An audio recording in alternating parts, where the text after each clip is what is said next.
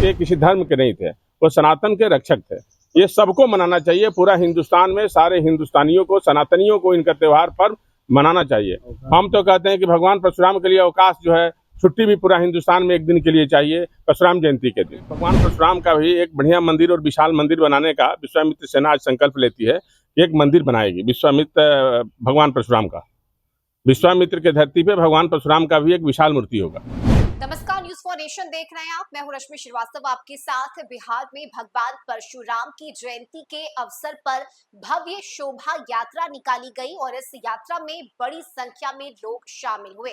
बता दें कि इस यात्रा के जरिए भगवान परशुराम की जयंती के दिन अवकाश दिए जाने की मांग उठाई गई है और लोगों ने अपनी बातों को सामने रखा। बक्सर से तस्वीरें सामने आई है जहां बड़ी संख्या में लोग इस झांकी में शामिल हुए।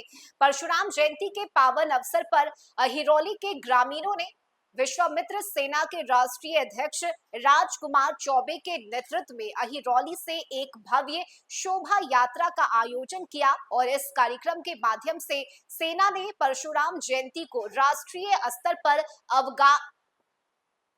अवकाश घोषित करने की मांग भी उठाई। इस शोभा यात्रा में सैकड़ों की संख्या में विश्वामित्र सेना के युवा सदस्य उत्साह पूर्वक शामिल हुए और पूरे क्षेत्र में धार्मिक जयघोष और भक्तिमय वातावरण के बीच झांकी शांतिपूर्ण और गरिमापूर्ण तरीके से संपन्न हुई। कार्यक्रम के दौरान राजकुमार चौबे ने कहा कि परशुराम जयंती के अवसर पर भावपूर्ण झांकी निकाली गई है। भगवान परशुराम सनातन धर्म के रक्षक थे। वे किसी एक जाति या धर्म के नहीं बल्कि समस्त सनातन समाज के लिए समर्पित थे।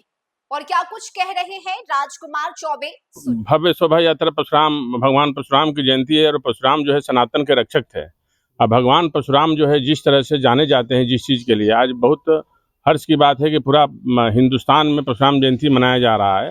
और परशुराम जयंती जो है इसलिए मनाया जाता है, वो किसी जाति और धर्म के नहीं थे, वो सनातन के रक्षक थे।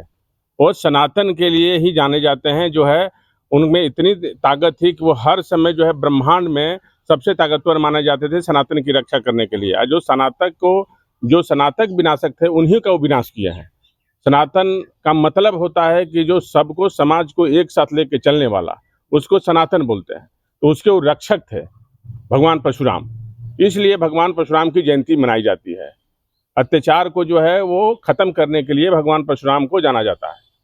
क्या संदेश देंगे इसमें? ये जाने सब लोग हर उल्लास के साथ भगवान परशुराम की जयंती मनाएं और जो सनातन विरोधी लोग हैं उनको जिस तरह से भगवान परशुराम दंड देते थे उस तरह से सब मिलकर उसको दंड दे सनातन विरोधी को।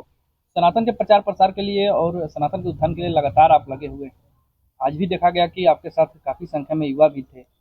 हाथों में शस्त्र था, लेकिन इस तरह का कोई उत्पात लोग नहीं मचा रहे। नहीं, सनातन का रक्षक का मतलब उत्पात मचाने वाले के लिए जो उत्पात मचाएगा उसको उत्पात मचाया जाएगा। सनातन का मतलब ये नहीं है। भगवान परशुराम ने भी यही सिखाया है। उन्होंने जब जब अपना कड़ा रूप तब अपनाया है जब जब अपना विकराल रूप धारण किए हैं। जो सनातन को विनाश करने के लिए, सनातन के विरुद्ध जो लड़ते थे उसके खिलाफ वो लड़े हैं। तो जब ऐसे में शस्त्र उठाए हैं, उनका जो फरसा इसीलिए लोकप्रिय था कि तब वो फरसा करते थे जब सनातन को रक्षा करने के जब समय आता था तो वो फरसा उठाते थे।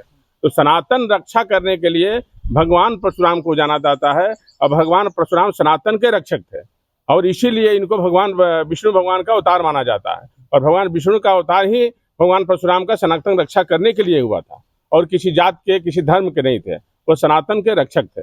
ये सबको मनाना चाहिए, पूरा हिंदुस्तान में सारे हिंदुस्तानियों को, सनातनियों को इनका त्योहार पर्व मनाना चाहिए।